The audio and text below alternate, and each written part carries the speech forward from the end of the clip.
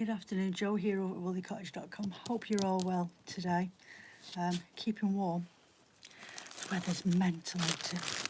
So I'm up here, I'm pottering around in the studio today. I don't have a lot going on, but I do need to get on with these and sorting out the fibres from my batty clubs. So that's what I'm doing because I need to get them done and then hopefully post it out beginning next week.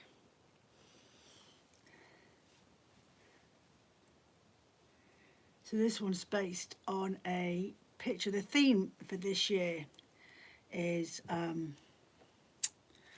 coastal scenes around the world. So I've done like Miami, Tabletop Mountain in Africa. I can't remember the other ones. I think one might have actually been Punta Neres. Was it Costa Rica? And another one was, the Christmas one. Hi, Victoria Andrews. Morning. Afternoon, love. It's afternoon here, but it's all right. We're used to it. Hi, Alison. Yeah, I did. What have I done? Batty clubs.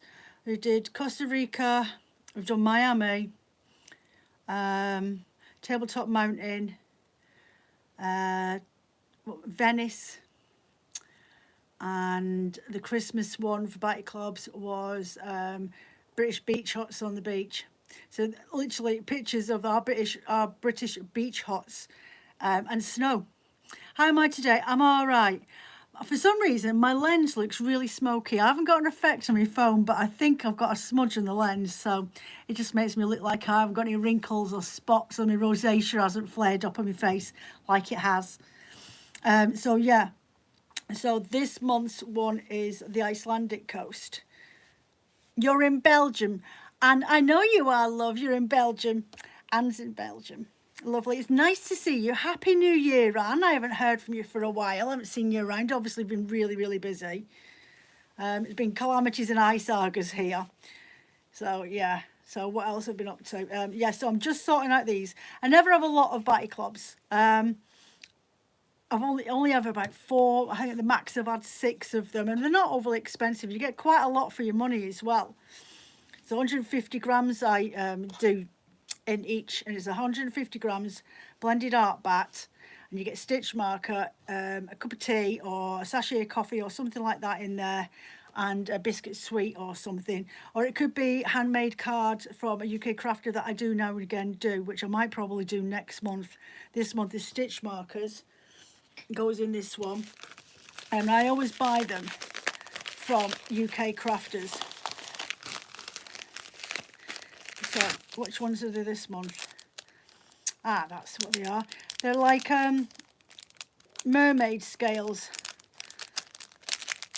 A second. And they're from, I don't know why people, it's Joanna, there's a H in my name. Oh, brilliant. She sent me more stickers. I bought stitch markers for Christmas from this same lady. And I put the stickers on my loom, and they're these transfers. Brilliant. So that's a fern leaf and a mushroom toadstool. Perfect. I love mushrooms and toadstools. It's my favourite food as well. And I love taking micro photography of these. So they'll go on my loom. So I'll do them later. So yeah, the stitch markers that are going in this one, they're from Handmade Crafts by Suze.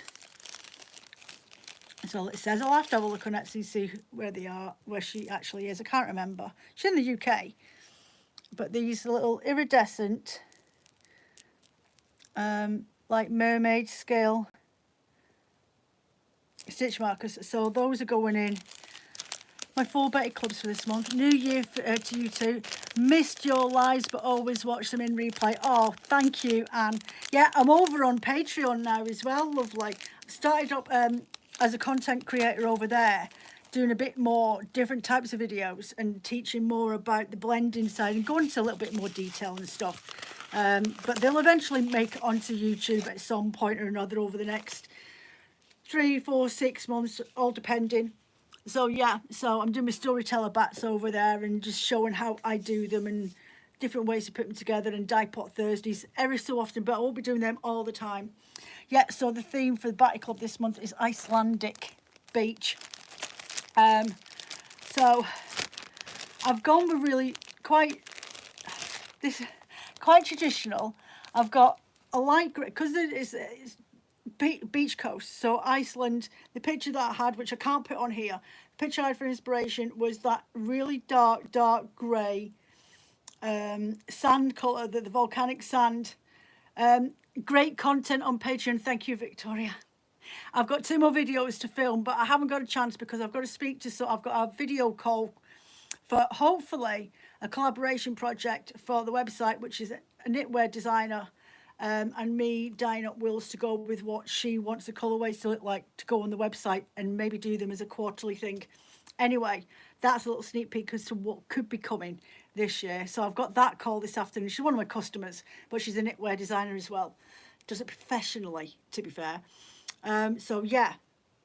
So with a thought, well, the Icelandic, if I try and go with something a little bit more Icelandic, old school wools, old traditional wools that the Vikings carried, but then adding a little bit of a modern twist by adding in a really dark merino, dark grey merino, and a mid-grey Corriedale, then the Gotland and the Finnish wool and the Icelandic wool that I dyed last week help break those down a little bit and soften them up.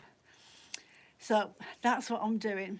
And I should actually, before I even start touching this, I need to divvy up this wool. It's in this shopping bag. There's loads of it. There's loads of it. I better move this parcel out of the way as well so it's not in my way. So I finished my jumper, my Rambling Rose jumper. I finished that Monday night. Yay. I still have to do the neck. I need to finish that. I need to do that before I get it in the wash. But I thought I'll wear it today because it's keeping me snugly warm. And then I was sat last night and watching TV and I couldn't concentrate on it. I didn't realise how much my brain needs to be distracted. To actually concentrate on I need to concentrate on 2 things at once. So when I was knitting this jumper, it took me 23 days, which was an achievement for me because I've never knitted anything that quickly, but I really enjoyed knitting it. And when I was sat last night, we put True Detective on. I was on season 3. Love my jumper. Thank you, Sandra. Here's Sandra now. We're talking in a bit. So, yeah, when I was sat last night, we were watching True Detective, and I swear to goodness, that was playing on TV, and 4 episodes, I have no clue what was going on. And it's because I wasn't sitting doing something with my hands. It's very, very comfy. It's made with Polworth and Tussa Silk wool from World of Wool. And I bought this wool for myself back in July, which is the last time I managed to actually treat myself to some actual wool just for me and not for the shop. And that was the last time I've managed. So I'm sat there last night and I'm like, oh, I'm bored. Feels like doing some knitting. I says, well, I've got wool that I got for Christmas, but I haven't got enough to do a pattern. I need another skein of wool to bring my colours together. And I do have the Shifty jumper by Andrea Maury. So I've got that up there on my pin board. I have got a pattern that I can do, but I haven't got enough wool to be able to do it. So what I did was I pulled out my 52 weeks of socks book that Phil bought me 2 Christmases ago. Looking through, found a pattern that I thought, well, I can handle that, I can do that. Looking for the needles, they want either 2mm needles, or like circular needles. They want 2.2 circular needles, or 2.50 circular needles, and 2.75. Do I have any of those? No, I have them in DPNs. And trying to get myself started now. I have knitted stuff in DPNs before and it was fine. I never had a problem. Did last night. Wasn't happy at all. So in a huff, I chucked it off. I chucked it in my basket when right old huff, proper sulking. I've got Women's Monthlies. So I was a right old, I need something to do. I've got the itch. I can't concentrate I've discovered without knitting.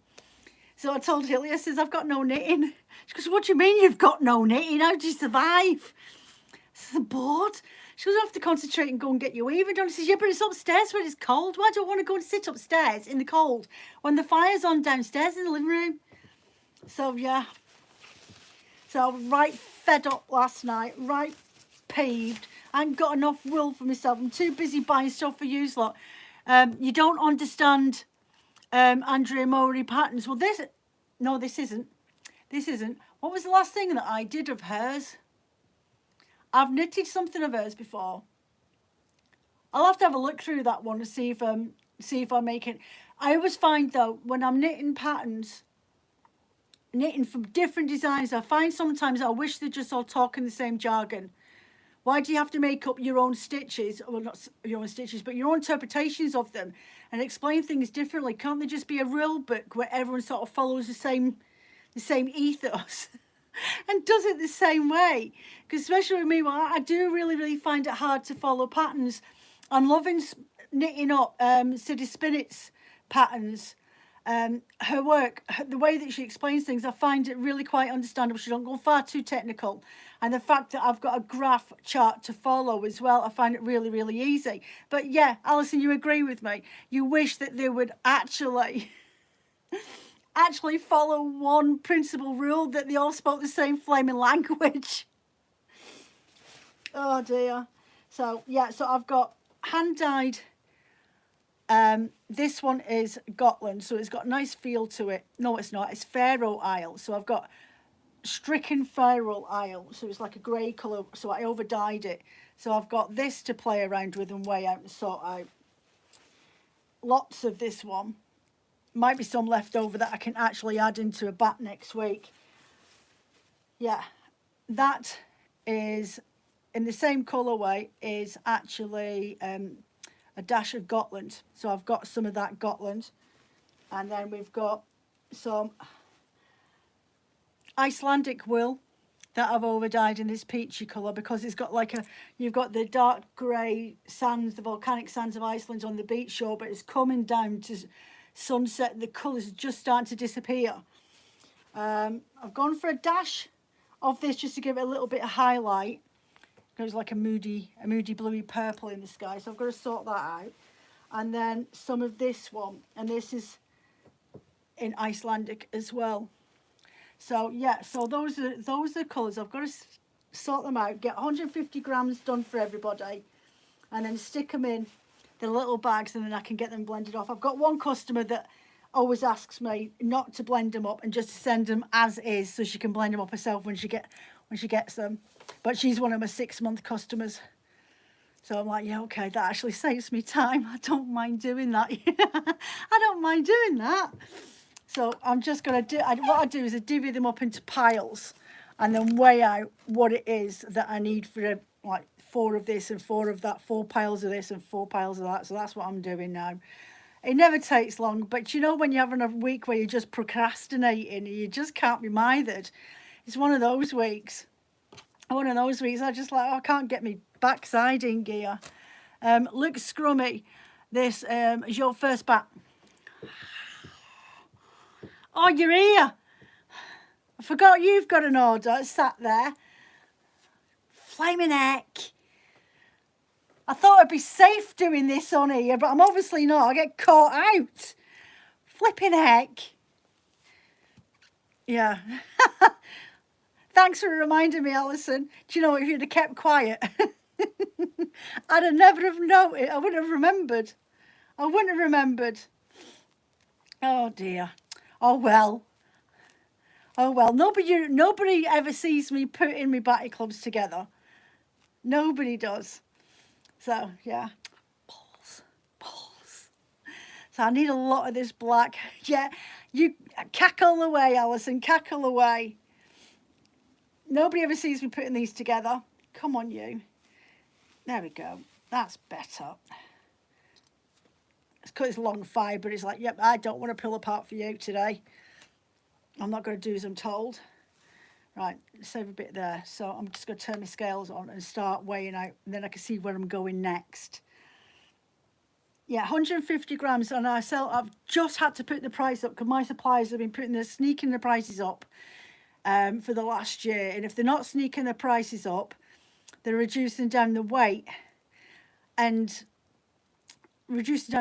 yarns. You used to be able to get a lot more yarns, 100 grams for round about 8 to 10 quid or something like that. Now you're getting 50 grams of nice blended wool, so like the posh ones, and they're actually working out more expensive to buy it as 100 grams. You're like, where is that? Why?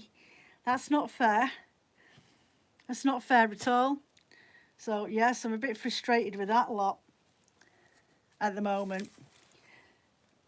So yeah, there's Iceland, there's Scotland, and there's Faroe Isle wool in this with merino and what will probably be, or maybe not actually, I might not be able to fit in the Corridale, which I don't mind because it's supposed to be really dark. And the grey Corridale was a just in case Joe's not dyed up enough. Put that in there.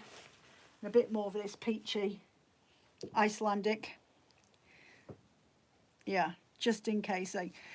So what else? Oh, hospital refill yesterday. Not as much doom as gloom as what he thought it would be from last week. His retina hasn't attached itself fully, but it has reattached at the back of his eye in the centre.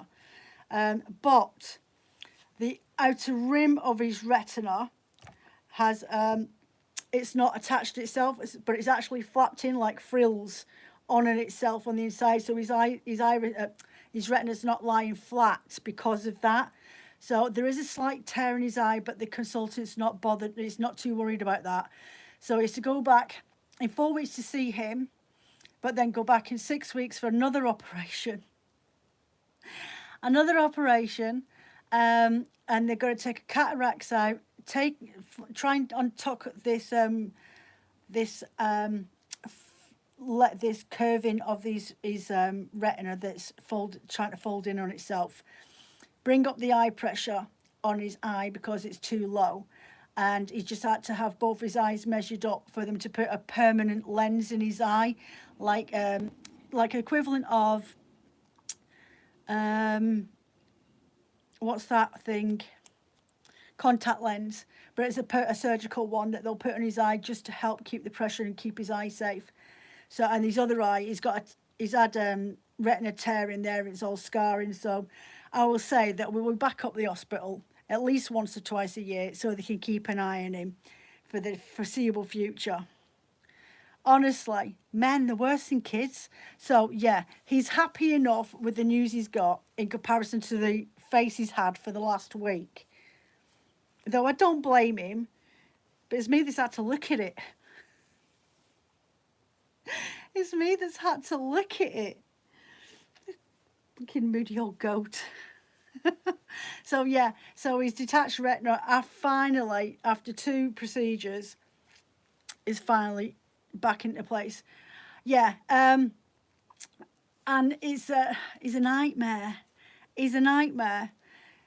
This has been going on since October last year, but it's looking, fingers crossed, looking like we might be on the right path. He's never going to get his sight back to what it was, and it wasn't that great anyway, because he's always had bad eyes since he was a kid, and so was his mum, and so was his dad.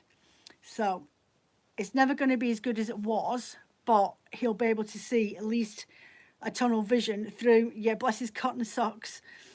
Honestly, he's a right huffy so-and-so. He's now taking eye drops. He's gone from 4 eye drops 4 times a day for 2 weeks down to 1 eye drop 6 times a day until he has the operation done. And he's got to pinch the inside of his eye and wait for a minute, and he keeps huffing at me all the time. He's driving me potty. He's such a moody sod. He's driving me potty. I'm like, stop huffing. What are you huffing for? Do you want your eyes to work again? Well, stop flaming whinging about it. Honestly.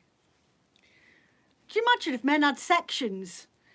They had caesarean sections, they wouldn't survive, would they? Honestly. Right, well, we're at 82 here. So I just need to split this blue, and then I've got a mixed colour because it's going to have, I need these really moody shades to help bring in the look I need. Of course my battery goes out when I really need it. Come on, you. Aren't these really moody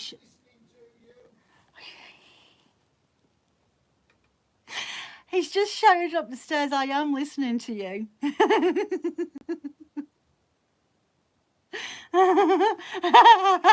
I've been caught out again. Oh dear. Alison, bless his cotton socks. Yeah, he wants a fry up for his tea, so you better not give me any cheek tonight. Honestly, I've just got caught red-handed slagging him off. Well, do you know what? I'm the one that's having to look after him, put up with his miserable old goat. So what else? Yeah, so I things out the way. I'm in trouble now, I know. I'd say, oh, hey, listen, I'd say it to his face, and he knows it, and he totally knows it. I'd still say that to his face, so I'm not that fussed. Does this look bothered? No, not really. You're not the boss of me. Oh dear. Yeah, so what else have I been up to? I've just added on 3 hand-dyed warps. Well, I had 4, and I've just put them on the website. I had 4, but my dye pan tray is, I need to renew my dye pans, but I can't do it at the moment.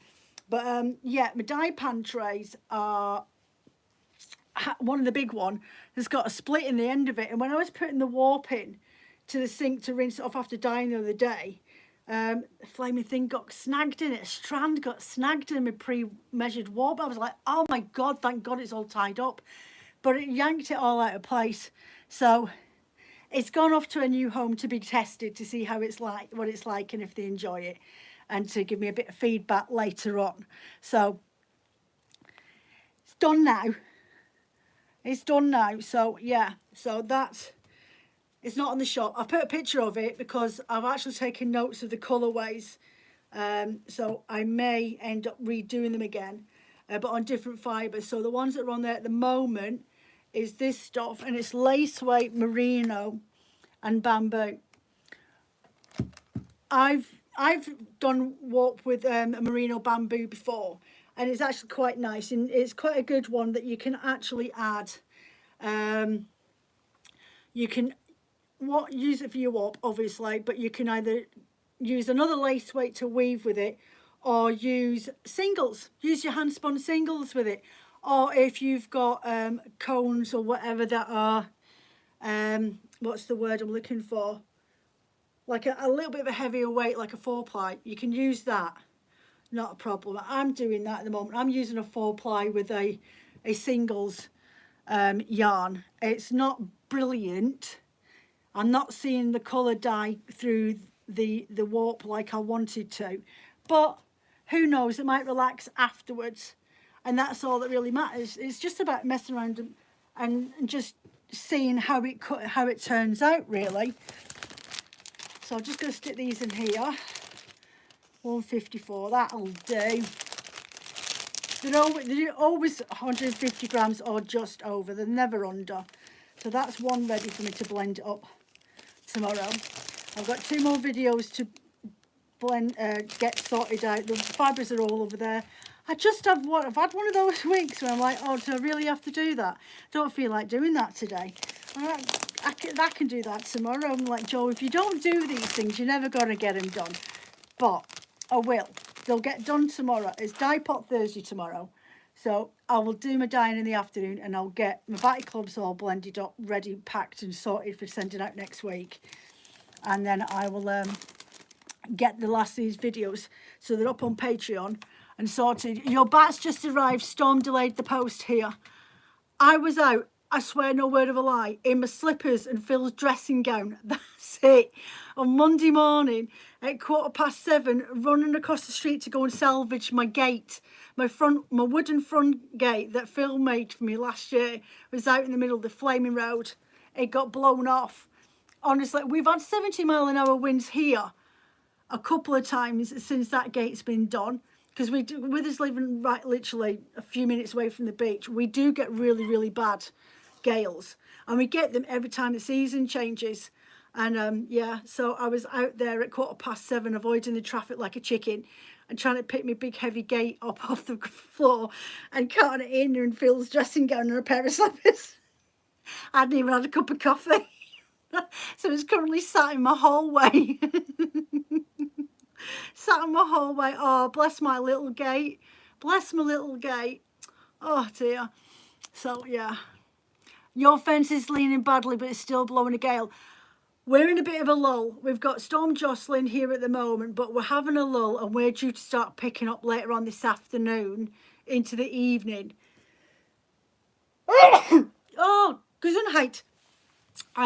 Yeah, we're going to get it over sort of night. Our Cricket, the little cat last night, it was blowing a hoolie outside, and we let Scardy out for her last wee out in the yard, and Cricket decided to go off out for the evening. I'm like, you've never seen our little cat, Cricket Lilith. She doesn't like being manhandled. She doesn't like humans, and she certainly doesn't like me. She don't like me at all. And I'm the one that stopped her from getting really bad blinking. She had conjunctivitis when we first got her. Yeah, she had really bad, and she don't like being touched. She don't like being lifted. She just doesn't like people at all. So we called her Cricket Lilith because she is a little devil. And she went out last night. I'm like, it's blowing a gale out there. I can hear something banging, and like we got Ninja in because we threatened him with food. So he came in, and we couldn't see no hide nor hair of her. And it was that loud, we'd never have heard her striking at the back door to come in. God knows where she went. A little minx. So I think Phil said he woke up at 3:30, 4 o'clock this morning. There she is down the back door, striking to get in. It's all kicking off here now. Just had 2 power cuts, trees down, destroyed your polytunnel. My greenhouse door is bent. The glass is broken out of it. I need to sort that out. To be fair, I haven't, because of the amount of noises come from the neighbours next door, but one, and them constantly out in the garden banging machinery, God knows what else doing. I just didn't go out in the garden last year at all. They really there's no peace.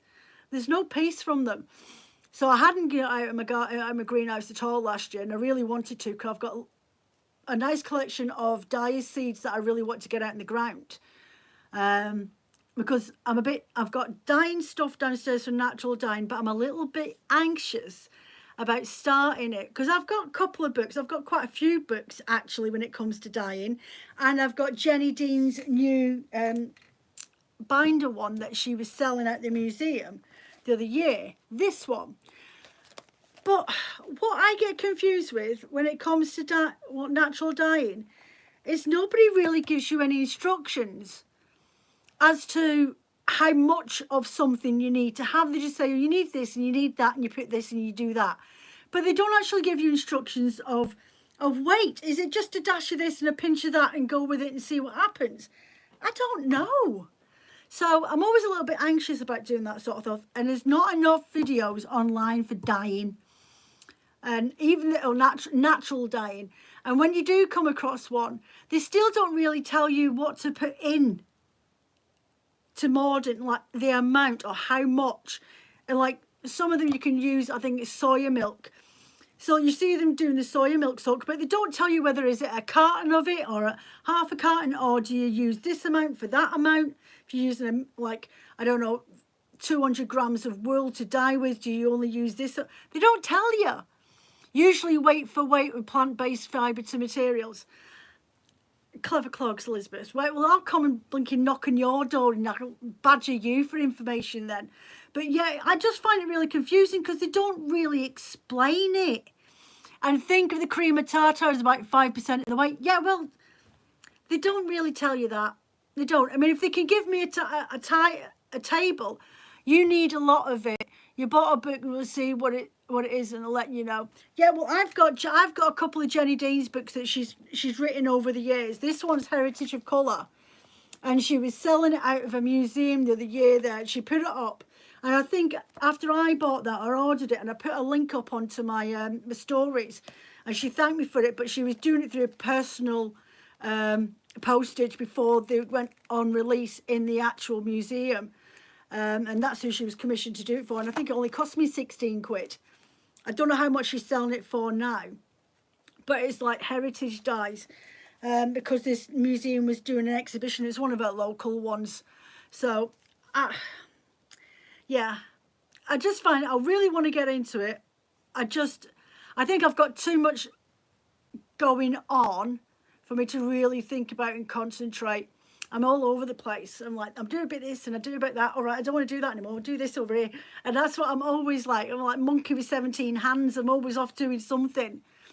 But natural dyeing, I need to sort of just chill out a little bit. I've got Wild Colour with Jenny Dean. This is her newest one that she's done though, Alison. If you go on to Jenny Dean's Instagram page, you might still get the link, because I'm sure I saw her mention it the other day there. You think natural dye can be a bit hit and miss unless you do it consistently. Yeah, I know. And I wanted to really get into doing some more last year, but it just didn't happen. I've got a load of dyes downstairs. I think just have fun with it and make notes and enjoy. Yeah, and not get slated for using brambles like I did last year. God, that was some slating I got off of Facebook groups last year for using brambles. I sold the bat though. I sold that bat. That bat went to Anne Fenweaver. She bought that. Hi, Sam. So yeah, I better get on with getting these weighed out while I'm sat here. So what's my plans for this week? I haven't got a lot. Dye pot Thursday tomorrow. Then it is videos for Patreon. And then think about what colours I'm going to put together. Who are you? Right, okay. Leopard spammer, stop being a spammer and go and bog off. Thank you very much. Hold on a minute. Remove. Okay, thank you very much. You used Christmas tree last year, took 4 days, and it's pale yellow sludge colour. I start dyeing fibres this year and watching videos and purchase a book. I need to get round to writing up some sort of pamphlet book just with the basics, I think. That might be a little side hobby to do. And then I get it bind up. Phil was on about it the other day. He says, why don't you do something, like sort of pull all the resources of what you're doing on Patreon and put it into some sort of pamphlet. And then start selling off little dye kits, especially when I start doing that over on Patreon, when I start introducing everyone into how to mix the colours and through, you know, like just the basics, just to give you the confidence to explore a little bit. So yeah, I'm like, you do it.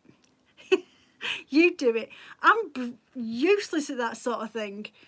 Yeah, useless. That's a brilliant idea, basic pamphlet. Yeah, just sort of picking up the highlights of my videos that you can follow along with. And I will say, with the first video that I've just done on Patreon for my art bats, the bat is up here. Shall I show it? Liz, have you been over and watched that video yet? And you need to put a question in. That would be great. This is the storyteller bat, the first one. The two others I've just got to get sorted out. But my hopes was to be able to do a collection of blend your own sets that match along with this, and that's something I've got in the plans for in the future, but for our next tier up. Got to go catch up later. That's gorgeous. Yeah, let's just go and get some work done. So yeah, that was the first one off the Patreon video. It's Storytelling Art Bats Part 1. The blending of them, not the dyeing of them. So yeah, that's what I did. And I've actually managed to stow away the fibres from this exact same blend. There's 100 grams of it in a pack. I didn't do a lot of dyeing, but I've managed to actually squirrel away 100 grams. So once those videos are finished, the bats will go in the shop and the blend sets that go with them. So you could go back, if you manage to snag one, go back, watch the video and blend it yourself the same way as what I've done, but just with a small amount of fibre. So that was always my hopes that I could do that, but I didn't want to say anything because I have to sort of forward think how much I'm going to, how big the bat's going to end up being once I started blending it up. Yeah, so that there is one, and it's here. So once those 3 videos, you've got a new one coming on Sunday. And then the following Sunday is the last one of the Storyteller Art Bats. And then the vote will be out for the next colourway. So I can order the wool in for those on the vote. And then we're all up to time then. I'm in advance of what it is that we need to do. So yeah, and then those, not next Monday, but the Monday after, those bats and those blend sets will be on the website. Timing, ladies, that's what it's all about. Right, get those in there. Right, and a pink one and a blue one, and then this collection of wools. Where are we at? What's missing? what's missing. I don't know what's missing. Oh, some of these. And a bamboo. Right, stick that in a bag. So yeah, that's about it really, folks. That's about it. Then I've got any questions. You want any info on this Patreon that I've got going? I did put an edited version of the dye video that I did. That's on here now, and it's only about 18 minutes long, but the original is about, I would say, about an hour long, I think it is. An hour long. I'm just talking away and talking through my ideas and how I'm putting things together. So yeah, that's over there. It's quite exciting actually, and I've got a Q&A on there at the moment, and I'm absolutely positive, even if you just go over to Patreon and go and look up my account, the Q&A you can actually access without being a member. Okay, so you can go and have a look at that and throw any questions on there, and I'll answer them, because I'm hoping that Q&A I can leave open to everyone that comes and visits a platform, just as a little teaser taster, and then maybe want to go on there and join as a free member for 7 days and then commit after 7. So yeah, it's nice to do something a little bit different that just challenges me in a different way and gives me something else to think about, instead of just constantly business all the time. Do you know what I mean? Just gives me a break from the norm.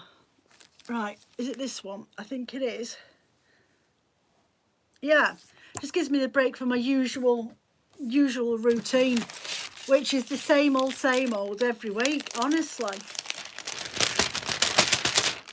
So that's another one sorted and just needs to be blended together. So that is merino coloured and natural dark grey, and then Faroe Isle, Icelandic, and a dash of, is it either Finnish or Gotland, but they're over dyed. Oh, missed one. So they look really cute. I thought because the Gotland wools, the old traditional wools, are not the softest, but they were always designed to be outer garments anyway. They would have wove them into cloaks and things like that. They were, or big thick socks for lining the inside of their handmade boots and that sort of thing. So once you soften these down with a little bit, I mean, the Faroe Isles actually, believe it or not, quite a soft wool anyway. It's not coarse like this one, and you can see how wide the fibres are, and that is the Icelandic wool. It's got really coarse, wiry looking, but when you blend it up with the merino, it's not that bad. It does calm it down a bit. Only thing with Icelandic and Gotland wools and Finnish wools is because of the coarseness, it can feel quite itchy on your skin. But I think they make brilliant, decent walking boots or welly boot liners. Make yourself some welly boot liners out of them, knit them up or crochet them. Do you know what I mean? So yeah, so have I got everything in that one? No, I haven't, but I will. I've got some bits and pieces over there that I've got left over from this bag. Actually, is there anything left in my bag? A bit. That's just about there. There we go. I just need to add in a little bit more bamboo, that's all. And then that's that. So that's me prepped for another day. Prepped for another day. And then that's that done. So I'm trying to think of colours to do for next week that I've ran out of on the website. And my favourite ones all went last week as well. So I couldn't even save any for myself. Like the bats that we've got going for the shop. So what we got up there. So is there any colours anybody wants me that you may be thinking of project in the future that you haven't quite got? Andrea, start saving onion skins and have a plate. Yeah, I did that one years ago. That's quite a good one. And I did turmeric as well. I've done turmeric and I've done saffron. Like just messing around in the kitchen well before I started any acid dyeing. That's where I actually started with the confidence to do acid dyeing. Now I do that all the time and for a living.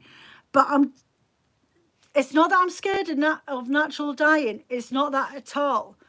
It's just not something that you really get the chance to do anymore.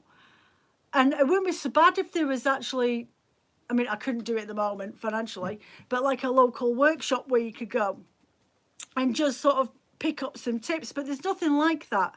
So when I do them, I will film them and the process and give you my weights and measures of what I'm doing, because that's the most frustrating thing about it all. Even when you watch people like me on YouTube that do videos about dyeing and stuff like that, not a lot of them go into much more detail than, right, this is the colour I'm putting on there and that's the colour I'm doing on there.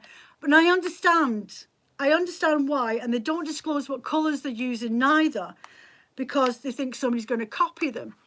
But what people forget is the chemicals where you live in, say, California, in comparison to the chemicals that I've got here living in Cumbria on the coast, water-wise, is completely different. And believe it or not, that actually does take an effect on the water, your water, when you're dyeing, like your water bath, when you're dyeing your wools and yarns and fibres and things like that. You could have too much iron in your water through the pipes that's like connected to your house. There could be too much fluoride in the system, which our government does so because of something they introduced back in the 60s to help make sure that we had fluoride hitting our teeth, because not many people had very good dental treatment. But today, you can't even get into a dentist for anything, and you can't even afford to get an appointment with a dentist.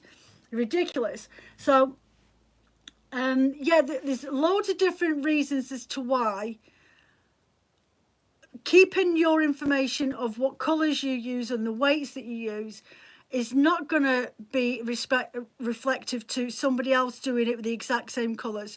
There's a couple of dyers out there that will mention now and again how they'll get a banana yellow from Dharma Dye 1 month, like they had it in the stock and they've used it all up, so they ordered the same dye again from the same supplier, but when they've got that colour, the pigment's been slightly more orangey than it was yellowy like the first time around.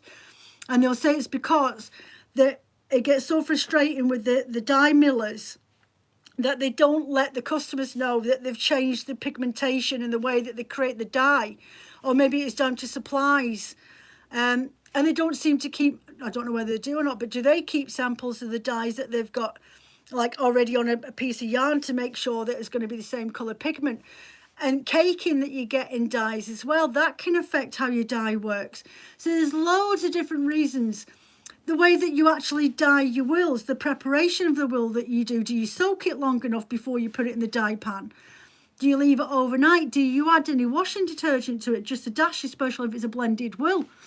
There's loads of factors in there. But all those factors does not mean that you're going to be able to produce the exact same looking like this one. It's not one of mine, but it's one that I got for Christmas. I could see all the colours in there, and I know exactly what colours have been used to make that. But there is absolutely no way in this world that I'm going to be able to copy that artist and how she's dyed her wool, because my dye pot's going to react differently. I might not have the right measurements as what she had. She might just sprinkle it in the air, or use a tea strainer with a little bit of dye in there and speckle it around. Does she have a set reaction way to how she speckles? Does she do it in the same methodology every time that she does her dyes? Does she start from the bottom of the tray and work her way up? Does she flip the wool around? Does she tie the wool or twist it? Do you know what I mean? Is she working with larger prans? Is she squishing 3 or 4 skeins into one tray? All those factors completely play on in each other. So there's absolutely no way that you can copy somebody. No one could copy how I do things, because I can blend, and I've said this many a times, I can blend 4 bats, like I've just done, my batty clubs, the exact same fibres, the exact same weights, right? Stick them on my blending board and on my drum carder and blend one up, and I'll like, yeah, that's how I like it. Blend another one up, and I'll layer them on the exact same way, but when then that second and third and fourth bat come off, they all look slightly different from each other.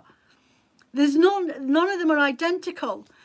There's one lady, and I'm not going to mention her name, but I've had a conversation, there's somebody that's actually on here with this woman, and she was on about, she came onto a Facebook group ages ago, she's a wool dyer, and she says, can anybody tell me of any information about copyright laws, because I'm a bit frustrated that people keep copying my colourways. and she blends the fibres together, and it's like her colourways. Like, hold on a minute, you can't do that. You can't copyright a blend, a style of blend, or the fibres that go in it, or the actual colourways. It just is accidental. People don't go around hunting down every fibre dye and every fibre blender's colourways so they can completely mimic them. I've had someone copy my ideas, and they were doing it from my batty clubs, and literally within a week of, not even a week, of me posting these colourways on my Instagram, this person was copying or trying to copy the exact same way that I blended up the fibres with the similar colours. And I knew what she was doing. And it was actually one of my customers that messaged me and said, have you seen what she's been doing the last couple of months? I'm like, what? She goes, go back and have a look, and then look at the same week on her Instagram profile, and have a look at the back that she's done compared to yours.